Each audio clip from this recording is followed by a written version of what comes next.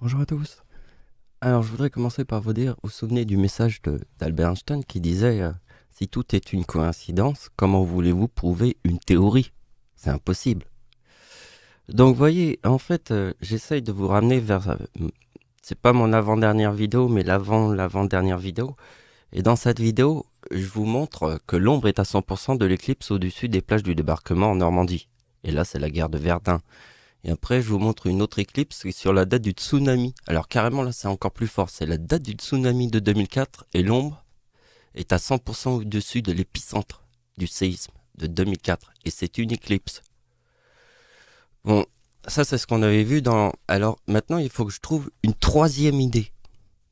Mais il faut que l'idée que je vais vous faire voir, il faut qu'elle soit aussi puissante que l'ombre est à 100% au-dessus des plages du débarquement en Normandie. Et aussi puissante que l'autre aussi, pour faire une troisième. Donc ici on est dans mon logiciel pour calculer les éclipses. Regardez, ici j'ai mis l'année 2020. Et là il y a deux éclipses. En 2020 il y a une éclipse annulaire le 21 juin 2020. Et une éclipse totale. Alors nous on va s'intéresser à la date du 14 décembre. Et ça c'est ma... Et vous allez comprendre pourquoi.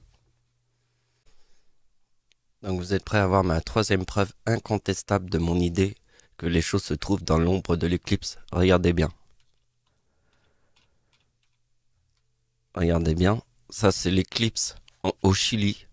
Hein, d'accord? Le Chili, c'est le séisme 9.5, le plus puissant de la planète. Il n'y a pas plus puissant que ça. Le séisme a créé un tsunami qui a tué 130 personnes au Japon. Le Chili, c'est à l'autre bout de la planète. Le Japon, c'est à l'autre bout de la planète. Donc regardez bien, il y a le nom de la ville qui s'appelle Valdivia. Et pas dans l'ombre de l'éclipse, mais juste à côté. L'ombre est à 100%, mais vous voyez, c'est juste à côté. Et regardez bien, regardez. Hein. Donc vous voyez, je vous parlais de Valdivia, l'ombre est à 100% à côté de Valdivia.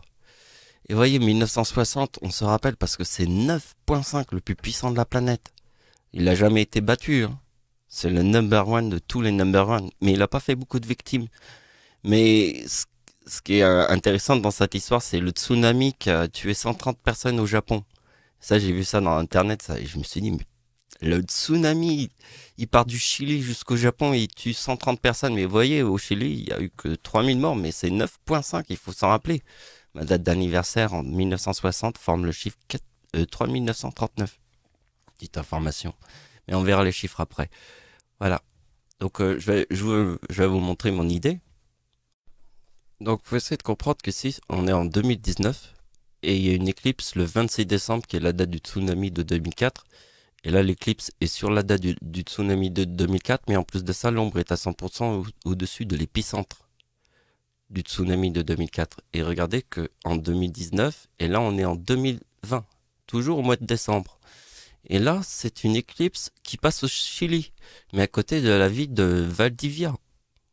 Valdivia, je vous ai montré sur Internet. C'est l'endroit où il y a eu le séisme 9.5 de magnitude en 1960. Et vous voyez que ma date d'anniversaire forme le chiffre 39, mais vous voyez que le 1979 plus le 87, alors on va le voir. Si je vous montre pas le tableau, vous n'allez pas pouvoir comprendre le 87, que j'appelle le taureau. Donc vous voyez la date du séisme. Euh, voilà, 9.5. Au Chili, on va pas mettre Japon, on va surtout mettre Chili parce qu'en fait c'est le séisme. Ouais, voilà, donc c'est le séisme et regardez bien, c'est le 1987. Donc ma date d'anniversaire forme le 79 et ça forme le 66. Et regardez bien que l'éclipse forme le 4066. Parce que là c'est le séisme 9.5 et l'ombre est juste à côté de Valdivia, là où il y a eu le séisme 9.5 au Chili. Et ça c'est l'éclipse qui passe au Chili. Et du reste, c'est aussi le nouvel an chinois, le 25 janvier. 25 janvier forme la date 2046, avec le 4066.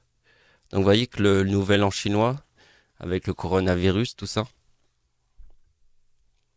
Donc voilà, on n'a plus qu'à faire les petites opérations là.